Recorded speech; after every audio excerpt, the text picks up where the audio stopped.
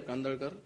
मी नवीन थार गाडी घेतल्या असता मी गणेश नगर कारखान्याच्या इलेक्शनचा निकाल होता त्या दिवशी मी साहेबांचं लोकेशन घेतलं की मला गाडी पुजायची आहे, म्हणून मी तिथं गेला असता तिथं लोकनेते थोरात साहेब होते, निलेश लंके साहेब होते आणि तिथं गेल्यानंतर मी तोच व्यक्ती आहे की गाडीत बसलेला तो दिसतोय तुम्हाला, त्यांनी दाखवलाय तो मीच आहे, साईराज बाबासाहेब कांदळकर. मी सार्थक कांदळकर. ते तुषार पडवळ म्हणून जे त्यांनी दाखवलंय व्हिडिओ मध्ये, तो तुषार पडवळ नसून सार्थक कांदळकर मी स्वतः आहे. आणि आम्ही साईनी गाडी घेतल्यानंतर आम्ही तिथं गाडी पूजण्यासाठी तिथं गेलेलो होतो व ती व्हिडिओ टेम्पल ट्री म्हणून हॉटेल आहे तिथली व्हिडिओ ही. तुम्ही राहणारे कुठे? आम्ही राहणार तळेगाव दिघे. आम्ही हे दोघं पण आमच्या सोबत होते त्यावेळेला.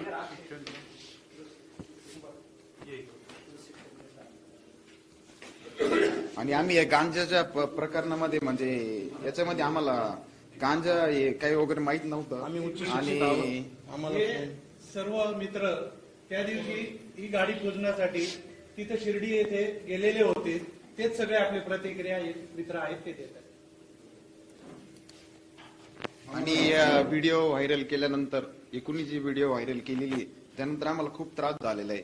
आमच्या घरच्यांना, आमचे मित्र, नातेवाईक सगळे विचारतायत, फोन करतायत. पण आम्ही ही व्हिडिओ त्यांना दाखवल्यानंतर त्यांना थोडा विश्वास बसलेला आहे. आम्ही एक उच्च शिक्षित आहोत, इंजिनियर आहोत. असं दाखवून आम्ही ना सगळे तिथं गणेशच्या कारखान्याच्या निकाल लागल्यावर सगळे गाडी पुजायला गेलो. त्यांनी व्हिडिओ दाखवली का ते गाडीचा व्हिडिओ त्यांनी त्या गांजाच्या व्हिडिओ सोबत लिंक केला. ज्या दिवशी ती व्हिडिओ आली त्या दिवशी याच्या बहिणीचं लग्न होतं. त्या बहिणीच्या लग्नात सगळे पाहुणे रावळे सगळे विचारू राहिले की हे कसं काय तुम्ही गांजाचा धंदा करायला लागले का काय का करायला लागले. ते लग्नात पूर्ण सगळा तिथं विषय होऊन गेला. तर आमचं आताच्या लोकप्रतिनिधीला एवढंच म्हणणं आहे का तुम्ही असं नका करू, गरीबाच्या मुलांचा नका छळ करू. तुम्ही याच्यातून काही जे आहे मुख्य आरोपी त्यांना तुम्ही काही शिक्षा द्या. ते थोरात साहेबांची कार्यकर्ते असू दे नाही तर कोणाचे असू दे, ते आरोपीचे त्यांना शिक्षा द्या, काही अडचण नाही. पण हे जे चुकीचा व्हिडिओ दाखवून किंवा फक्त थोरात साहेबांची बदनामी करायची म्हणून असं काही करू नका. हे आमच्या घरातलं लग्न सगळं सोडून पाहुणे रावळ्यांमध्ये हाच विषय चालू होता त्या दिवशी. हे जुन्या व्हिडिओ ही आणि हे साहेबांचे कार्यकर्ते. तुम्ही या संदर्भात तक्रार दाखल करणार आहात का पोलीस स्टेशनला? आमची तक्रार दाखल करायची तयारी, काही अडचण नाही, करू आम्ही काय. मी अक्षय दिघे. ऍक्च्युअल मध्ये आमच्या मित्रांनी म्हणजे आमच्या भावानी गाडी घेतली होती. तर आम्ही 4 जण ती गाडी याच्या म्हणजे नारळ फोडण्यासाठी साहेबांकडे घेऊन गेलो होतो. दैवत असल्या कारणाने आम्ही पहिल्यांदा साहेबांना मान देणार होतो, म्हणून आम्ही तिथे गेले असता तर गाडीची सर्व आम्ही रिसर पूजा वगैरे सगळी केली. त्याच्यानंतर लोकनेते माननीय निलेश साहेब लंके हे पण आलेले होते. तर आपलं दैवत आणि निलेश लंके आम्ही ते म्हणे मी चालवतो गाडी. तर मग आम्ही 3 जण मागे बसलेलो होतो आणि तिची एक सुंदर प्रकारे राईड घेतली.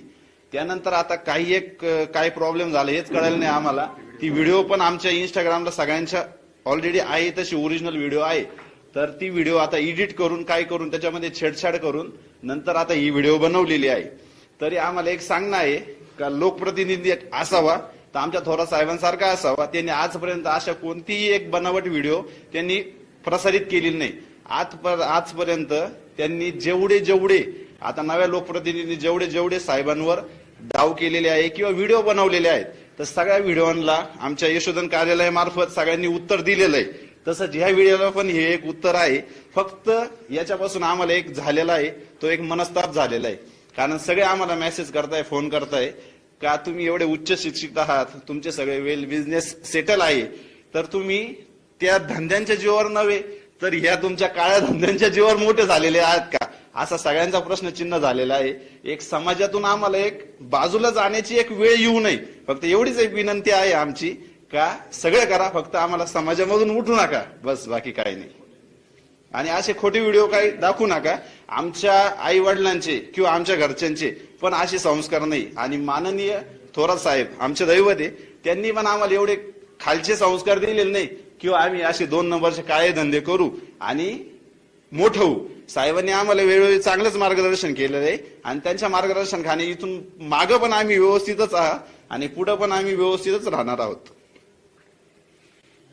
आपण एक लक्षात